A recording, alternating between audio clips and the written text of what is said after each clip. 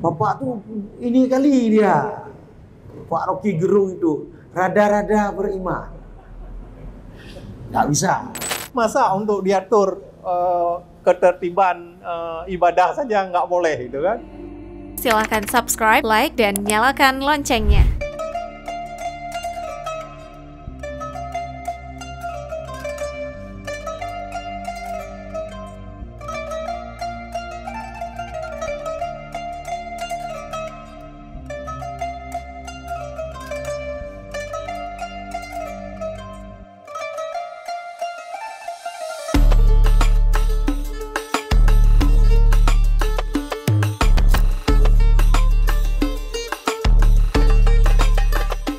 Ibu Bapak yang hadir pada hari ini, izinkan kami menyampaikan beberapa hal menyangkut dengan tradisi kita juga sebenarnya ini. Setiap bulan puasa ada buka puasa bersama dengan secara sederhana tentunya, dan di warung kopi ini juga, dan bersama dengan buku juga. Ya. Jadi biasa akhir tahun kita ada peluncuran buku dan diskusi buku. Ini sudah beberapa tahun juga di bulan puasa kita lanjutkan dengan sebuah tradisi baru juga, tradisi buka puasa dengan buku. Di mana-mana sekarang tradisi buka puasa dengan daging, dengan nasi, ya. Di mana-mana. Nah, kita di pojok ini dengan selemah-lemah iman kita coba buka puasa dengan buku. Jadi ibu bapak nanti makannya makan buku. Ibu bapak yang berbahagia. Jadi ini buku yang ke-6 Bang Sulaiman tahun ini, ya. Yang ke-6 tahun ini baru bulan 3. Semua terdiam. Dan ini sebenarnya buku yang ke-218 Bang ya. Buku yang ke-218. Dan dari 218 itu mungkin 30% mungkin penerbitnya bandar. Ada apa 30%? Lebih. 30 mungkin 40%. Selebihnya beliau sebelum kenal dengan kita penerbitnya Jogja, Jakarta, Bandung. Tapi begitu dengan kenal dengan kita langsung penerbitnya Banda Aceh. Dalam gugup lagi ya. Jadi terima kasih atas partisipasi Pak Sulaiman memberi kepercayaan kepada kita untuk menerbitkan bukunya. Dan ini adalah sebuah hal yang penting untuk kita lanjutkan Bang. Baik, untuk itu kita undang Bang Sulaiman memberi sedikit pengantar untuk buku ini. Baik, Assalamualaikum warahmatullahi wabarakatuh. Alhamdulillahirrabbilalamin. Wassalatu wassalamu ala asyrafil anbiya'i wal mursalin wa ala alihi wa sahbihi ajmain. Terima kasih Pak Dir, Bapak Ibu yang telah berhadir. Terima kasih atas kehadirannya. Saya cuma jelaskan sedikit bahwa sebenarnya di puasa 1445 itu 2 Aprilnya itu memang di waktu puasa. Nah, tahun ini itu serba tanggung kan. 2 Aprilnya itu masih hari raya. Kalau yang ambil puasa tanggal 1 itu 2 Aprilnya berarti hari 3 Lebaran, Idul Fitri, 3 Syawal. Jadi nggak mungkin kita laksanakan nanti di 3 Syawal. Jadi makanya ulang tahun ini itu dipercepat. Yang kedua, ada momentum kedua. Momentum kedua ini, karena sebagian besar tulisan-tulisan saya itu saya ambil dari blog. Blog itu lahir pertama itu 1 Maret tahun 2015. Itu pertama. Jadi 1 Maret kemarin itu persis sudah 10 tahun. Tulisan pertama, nah tulisan-tulisan berapa edisi itu di tahun pertama itu sudah ada di buku yang diluncurkan 2019. Lahirnya blog Kopi Luhu itu juga satu menariknya begini. Itu kalau nggak salah 1 Maret 2015 itu hari Jumat. Jadi saya keluar dari kampus sudah mau azan di samping, azan Jumat di masjid kampus, masjid Jamiah.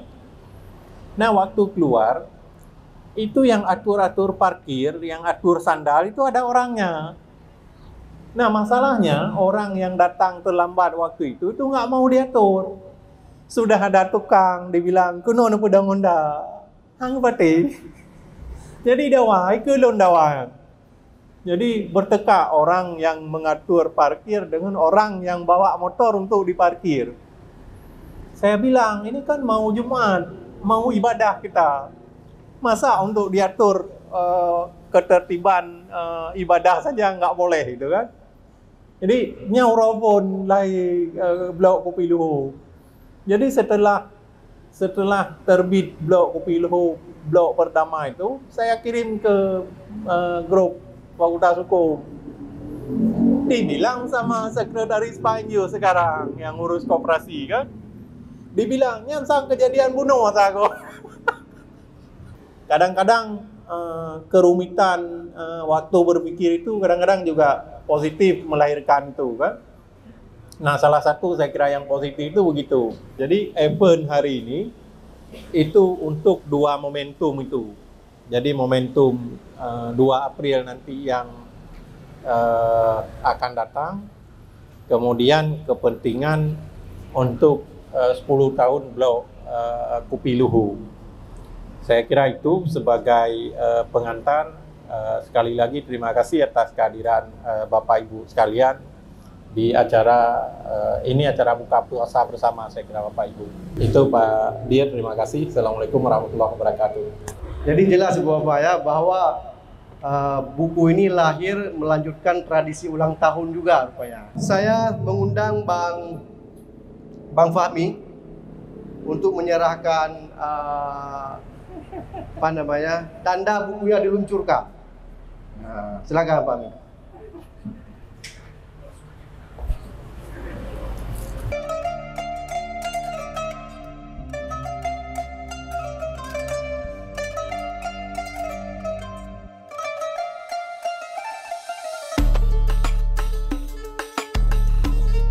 Baik, terima kasih Bang Fahmi.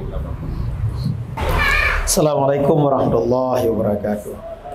Alhamdulillahirabbil alamin wassalatu wassalamu ala sayyidil mursalin wa ala alihi wa sahbihi rasulillahi ajma'in. Asyhadu an la ilaha illallah wa la syarikalah wa asyhadu anna Muhammadan abduhu wa rasuluh la nabiyya ba'dah.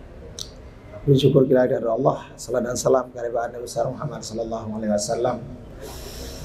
Semoga dengan puji-pujian kita dan salat kita, usaha berpungkus lumus yang serius-serius tidak ini melahirkan hasil menuju kita menjadi manusia yang sedikit agak takwa. Karena kalau takwa itu boleh agak takwa, tapi kalau beriman nggak bisa agak beriman, rada-rada beriman. Misalnya Bapak tuh ini kali dia Pak Rocky Gerung itu rada-rada beriman. Nggak bisa. Kalau beriman tuh harus jelas, percaya atau tidak. Dan karena harus jelas, tak boleh paksa, maka lahir la ikraha fiddin, tak ada paksa. Mau ya mau, enggak ya enggak. Tapi begitu mengatakan mau, harus siap dengan konsekuensi segala kemauannya itu. Bukan kemauannya, kemauannya itu. Jadi kalau ketika diatur-atur nggak mau, maka berarti nggak siap dengan beriman. Maka ketika Pak Leman di penyampaian sepatah kata, dia menyampaikan tentang atur-atur yang menyebabkan Kopi Luhur, saya kebayang jangan-jangan itu saya. Karena dari awal saya sudah tidak suka dengan ketidakteraturan. Nah, mungkin Pak Leman masih ingat kita bagaimana membersihkan pustaka Fakultas Hukum dulu. Bagaimana kalau ada bunga yang haus, kita kasihlah setetes air kasih sayang untuk dia. Bagaimana kalau ada sampah, hal yang biasa bagi kita untuk memilihnya. Maka karena saya ambil jalur pun di kampus, jalur menwa, itu melekat pada saya. Dan kemudian ketika saya gabung-gabung ke masjid kampus, salah satu hal yang tidak teratur itu adalah parkir. Nah, maka mulailah hari Jumat itu saya turun untuk urus parkir dengan di backup oleh Menwa.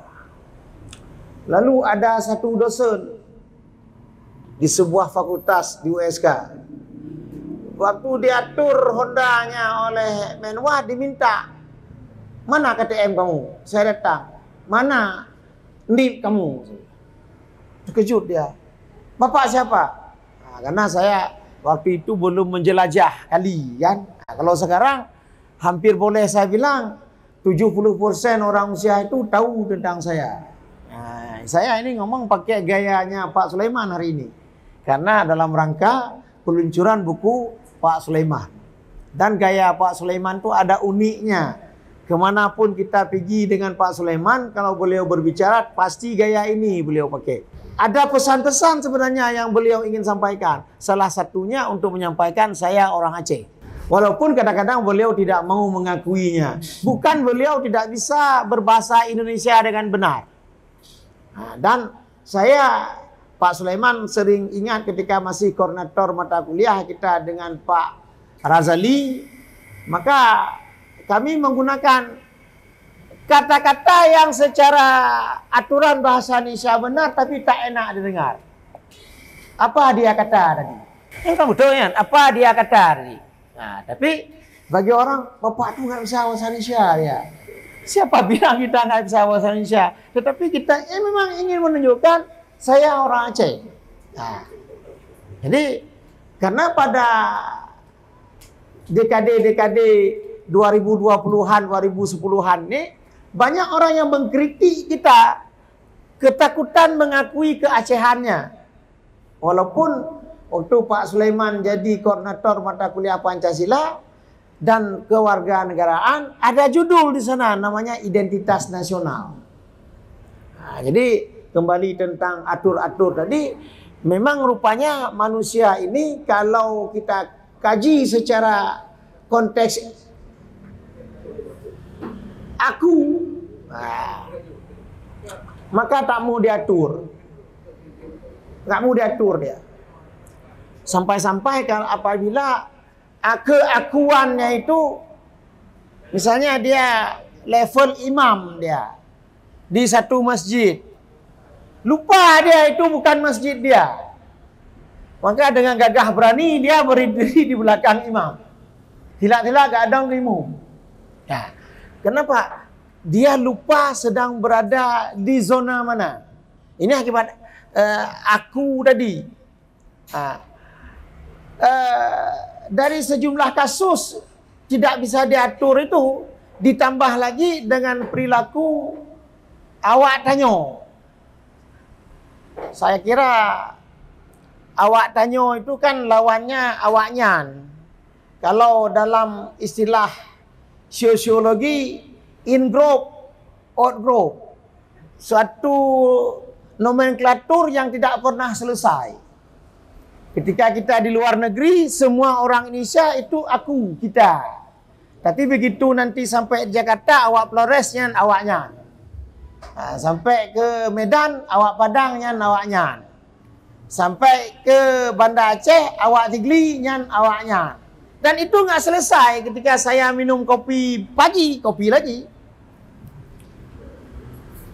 Saya duduk dengan orang Cala, orang Lamdam dan orang Birun. Lupa dia bahwa saya ada satu orang Aceh Selatan yang sudah minum kopi sekian lama. Memang awaknya payah.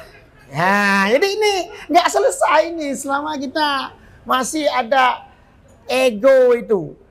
Dan memang perkara ego ini tidak bisa diatur, yang menyebabkan iblis itu dikeluarkan dari surga. Iblis itu 80.000 tahun taat. Nggak tanggung-tanggung. 80.000 tahun taat. Kalau akidah iblis, saya tak ragu sedikit pun. Karena dia berbicara dengan Allah. Iblis itu berbicara dengan Allah. Maka tentang pengetahuannya tentang Allah nak perlu ragu. Tapi Karena ada keegoannya itu dan mengukur berdasarkan ego akunya itu. Kita coba periksa kalimatnya supaya jelas di mana akunya. Dalam Al-Baqarah dibilang kayak gini. Wa idh qulna lil malaikati isjudu li adama fasajadu illa iblis. Nah, itu pengantar dulu. Di surat lain ditanya oleh Allah, "Hai iblis, kenapa kau tak mau sujud sebagaimana aku perintah?" Nah, kita lihat kata-kata aku ana khairum minhu. Aku lebih baik daripada dia. Ukuran yang digunakan adalah ukuran materi. Nah, kita lihat apa materinya. Khalaqtani min nar wa khalaqtahu min tin. Kadang menyona serekaman nanti itunya imayu atau ibu genyo.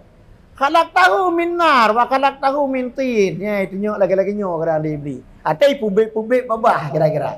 Nah, jadi iblis mengukur sesuatu dengan materi.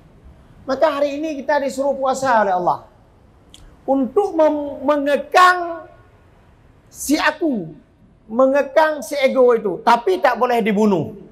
Karena kalau dibunuh, terhentilah kehidupan. Ini misalnya, ini maaf ibu-ibu kan tak banyak di sini. Dimatikan kesukaan terhadap wanita. Semua laki-laki nggak suka sama wanita. Maka lewatlah wanita dengan segala, nggak ada pengaruh, kita biasa aja, nggak ada pengaruh. Lagi lewat bak pisang, ada urusan mah. Kayak mana pun cantiknya wanita itu, kayak mana wanginya, pakaiannya, goyangnya, suara, nggak ada urusan. Kenapa? Nafsu tentang wanita itu, atau istilah Ustaz Fakhruddin, syahwat. Ustaz ada dengar, Pak Sulaiman ada dengar ceramah waktu itu. Syahwat tentang wanita itu telah dipadamkan, maka nggak boleh padam. Demikian juga kalau makan dihentikan. Bapak-bapak mungkin pernah sakit berat, han lepah sapu pak. Ada mungkin ya, masam mulut kita pahit. Nah, ya sebab kalau Ustaz Haikal bukan orang kampung, orang lorong A di Berawi kan. Kehidupannya tak terlalu apalah kan. Kami orang kampung itu makan ayam kalau ayam sakit atau kami yang sakit. Nah ini. Maka karena saya orang pelihara ayam, saya tahu jenis penyakit ayam minimal 2. Apakah ini flu atau taun? Padahal flu atau taun sama-sama flu. Flu saya identifikasi sebagai ND, flu burung. Kalau taun itu berhari-hari dia manggo-anggo, KHE ledanggo baru gesi. Ataupun ayam ditabrak sama mobil atau apa kendaraannya membagah-bagah dengan malaikat. Itulah saat kita makan ayam. Itu enak kita makan. Satu lagi, kalau kitanya yang sakit, disembelih ayam, pelit, mak si mana, nyahai tak baju, pakai nafsu kita, syahwat kita terhadap ayam sudah dimatikan, di-off-kan waktu itu. Maka kayak mana pun dibuat ayam tu enggak enak. Maka terhadap keegoan tu tidak disuruh matikan oleh Allah Subhanahu wa taala, tetapi disuruh kelola. Makanya dalam kajian-kajian tasawuf lahirlah apa disebut dengan nafsu amarah dalam surah Yusuf, amaratu bisu. Nafsu yang memerintahkan kepada kejelekan. Kemudian nafsu lawamah. Nafsu yang susah gundah gulana dia itu. Sebenarnya dalam tafsir nggak dibilang gundah gulana, itu hanya karena saya mencoba menggunakan kata-kata yang agak puisitis sedikit gitu. Dan yang terakhir adalah nafsul mutmainnah, nak jiwa yang tenang. Jadi puasa ini dengan mengolah nafsu, jadilah kita jiwa yang tenang. Sehingga kalau ada orang marah-marah kepada kita, disuruh jauh sana sama Nabi, ana Simon, ini Simon, aku ini puasa. Ini kan luar biasa nih. Kita udah ditenak-tenak sama orang, dimaki-maki, tinggalkan dia, aku puasa. Dan kisah-kisah mirip ini banyak. Ketika Abu Bakar dihina oleh seorang Yahudi, Rasulullah senyum-senyum. Ibu lamgah di Yahudinya. Abu Bakar tengah, Rasulullah mungkin tersenyum. Hai getun le dia Abu Bakar, getakat tikrak. Oh getakat tikrak, masak merah muka Rasulullah pergi. Kabangai Abu Bakar. Kenapa? Tadi ketika Abu Bakar sabar atas makian itu, malaikat sangat senang mencetat itu Abu Bakar. Tapi bantah belah satu sama. Nah, maka sidang jamaah dengan Allah Subhanahu wa taala bergerak dari kopi leho tentang manusia tak bisa diatur tadi, ya. Ya, kita kan harus mengambil konsep kalau silat itu kan memanfaatkan energi orang lain. Nah, ini ditinju kita sambut tangan itu. Kita henyak dia ke samping, kan? Bukan kita tahan seperti ini, terjungkal kita. Makanya orang silat tidak pernah jatuh dia. Kalau jatuh pun jatuh berguling. Tapi beda dengan taekwondo atau musuh atau bela diri lainnya. Maaf Pak Sulaiman, semenjak di sana saya sudah kenal banyak jenis olahraga. Dah pergi UKM mentong. Nah jenis si UKM bola besar, UKM bola kecil, UKM bela diri. UKM bela dirinya nasub loh. Dan hanya tak satukan, bahkan ideologi ini berbeda. Di sini bapak-bapak ada yang pernah terlibat dengan UKM loser, Mapala loser. Itu nggak bisa kita satukan dengan UKM pencinta alam Fakultas Hukum, UKM pencinta alam ekonomi. Ruhnya itu atau ideologi organisasinya berbeda. Padahal sama-sama panjat tebing. Nah, demikian juga dengan bela diri tadi. Ya sama-sama main kaki, tapi hanya dapat sampai beda gure, beda suhu. Dan ketika beda jumpa pelatih pun teriakannya berbeda. Sense, hop, wah beda dia. Saya cuma pelajari istilah, tapi tidak pelajari berkelahinya. Bapak Ibu dengan Allah Subhanahu Wa Taala. Nah, dengan puasa ini yang kalau sisi Pak Leman dari keributan di kampus, karena memang susah diatur. Di satu subuh itu dibelokkan tidak boleh parkir. Karena kalau parkir dibelokkan menyebabkan orang susah belok. Sudah kita taruh tanda merah. Maka lewatlah orang pakai jenggot bersorban dan berkopiah putih. Dia taruh mobil sebentar aja. Sebentar apa Pak? Saya sebentar aja. Rupanya dia pura-pura singgah di tempat di tempat wudu, rupanya dia sudah ada wudu, langsung lari ke atas untuk mengejar rakaat. Yang kenyam nyeca ilmu ko hale puntung yang ke matalah.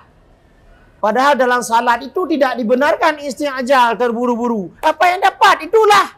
Kenapa dia harus ini siksa orang lain? Maka dalam kejadian subuh education itu, sebelum penceramah naik, saya naik dulu. Bapak yang mobil BL-nya sekian-sekian, tolong punya akhlak. Saya bilang. Walaupun kemudian orang mengatakan saya tidak punya akhlak. Tetapi saya harus bela kepentingan orang di bawah saya yang mereka menjaga parkir. Sering kali kita, anak buah kita setengah mati, ternyata kengkem ngom penjahat. Ini dia etika psikologi itu ketika ada orang yang melanggar ketentuan umum, di depan umum orang itu harus kita marahi. Walaupun tak kelak mata, hanya kat tengah mentau. Kurang ajar kah? Hana kau pakai utak, kat tengah baik kat tengah. Nah, itu baru dua-dua ada kengkem. Nah, tapi kalau kita berpegang tangan, udahlah kak. Itu rendah mental anak buah kita. Jadi saya apa tujuannya? Ini boleh bapak pakai nanti ini. Supaya anak buah kita itu semangat dia dalam bekerja. Maka saya buat aturan. Kalau ada yang parkir di sini, angkat. Kebetulan saya dulu punya anggota yang sanggup angkat kalau tingkat bid dan mio itu sendiri diangkat. Nah, lalu ditaruhlah di pagar dekat pasca sarjana. UIN. Bayangkan pengendara itu hilang motor. Dia cari-cari keliling kampus. Kemudian saya tetap berdiri di situ. Kenapa, Dek? Kenapa, Pak? Motor saya hilang. Bapak akan dilihat di sini dilarang parkir. Kenapa Bapak parkir di situ? Itulah tadi Ustaz, cepat-cepat. Karena kondisi dia sudah kalah. Orang kalau sudah kalah, iblis pun terlemi-lemi. Nah, Iblis pernah kalah dengan Abu Hurairah, ditangkap oleh Abu Hurairah. Jadi Bapak Ibu, saya buka sedikit rahasia iblis. Kalau iblis berubah wujud jadi manusia, materinya berbeda. Ketika materinya berbeda, dia tidak kuat. Jadi sebenarnya menyatakan lawan hantu hidungnya hendak haji. Cuma karena sudah duluan ketakutan, kita takut. Padahal nggak perlu takut, dia materi sudah berubah. Maka ketika si iblis curi di Baitul Mal 3 kali, yang ketiga ditangkap lagi oleh Abu Hurairah, dia sudah kalah. Makanya diakui oleh iblis waktu itu. Salah satu yang diakui sama dia, siapa yang baca ayat kursi pagi hari tak bisa digoda sampai sore. Siapa yang baca ayat kursi sampai dari sore tak bisa digoda sampai pagi. Bapak Ibu dimanakan Allah Subhanahu wa taala.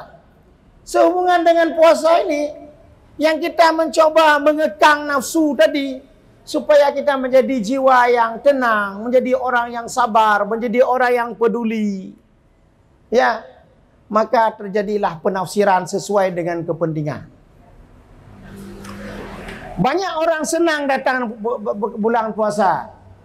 Kenapa? Karena banyak laku kainnya. Jadi punya tengah bulan puasanya ramai orang senang. Pakon senang, laku kainnya, laku jualan-jualannya. Padahal yang diharapkan senang ini kenapa? Imanan, watihasaban. Senang karena iman, bukan senang karena laku harta segala macam. Nah, itu dalam penafsiran bagaimana si manusia itu ketika datang puasa menjadi senang. Dalam mengikat nafsu ini pun ternyata berbeda-beda. Ada manusia yang memang dia itu terikat nafsunya karena memang sudah tidak bernafsu dia. Tidak ada puasa pun dia sudah seperti itu. Jadi kalau begitu kita tawarkan makanan macam-macam, tidak ada pengaruh sama dia. Kadang cahana kebaca hubung murau-uraunya. Ada manusia yang seperti itu. Maka walaupun nanti datang orang lainnya enggaknya, yang kan dengan tu kacamata, enggaknya memang kartu Pak grade yang 5 metronya. Ma'rifat. Ya, kan sudah takhalli. Ya, nyahna. Kan dia mulai dengan tajalli, tahalli, takhalli, ya kan? Yang ke level tingginya. Apa betul demikian? Nih, karena ketika saya lihat kelompok-kelompok ini, tapi salat enggak. Kalau kita ikuti apa yang disampaikan oleh Ustaz Fakhruddin, kita sambung dengan ustaz-ustaz lain, dengan karya-karya orang lain, kenapa kita di puasa begitu jujur? Dalam saat yang sama sedang puasa, kita tidak bisa salat. Apakah ini perintah yang berbeda? Nih, bapak ini haus, masuk ke dalam, nggak ada yang lihat. Nak minum juga. Minumnya halal. Kenapa kita bisa jujur? Kenapa kita nggak bisa salat? Kenapa kita nggak bisa menahan diri untuk tidak mengambil punya orang? Kenapa kita tidak bisa menahan diri untuk tidak menzalimi orang lain? Maka sidang jemaah melakukan Allah Subhanahu wa taala di bulan yang penuh dengan keagungan keberkahan ini, insyaallah puasa tahun depan ada 2026. 27 ada, 28 ada, 29 ada, 32 kali kita puasa dalam setahun.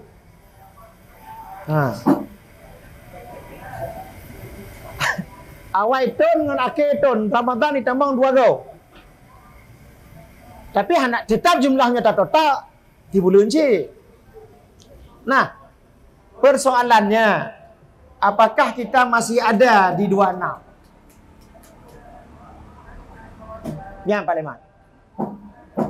Yakin kita 26 belum, insyaAllah belum kiamat lah kalau kita lihat dari standar Dajjal, standar Jun Maju kalau terus, Dajjal kalau terus, Nabi Isa kalau terus, Imam Mahdi kalau terus.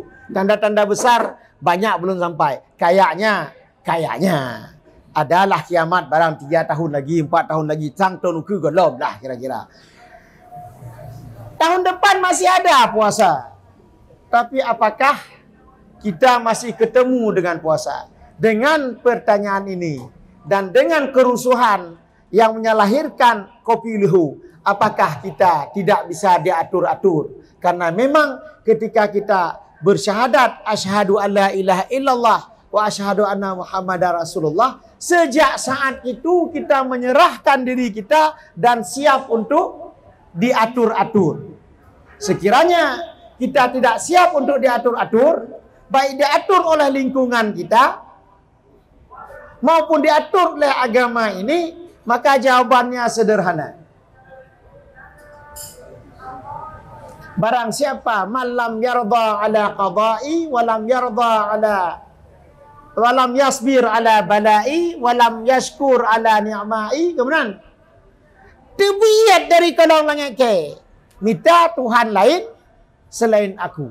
Jadi semoga insya-Allah Allah tidak usir kita sampai ke tingkat itu, dan semoga di tahun 2025 ini dapatlah kita agak rada takwa.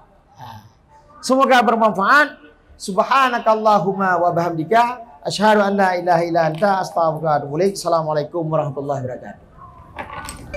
Jika video ini bermanfaat untuk Anda, silakan subscribe, like, dan nyalakan loncengnya.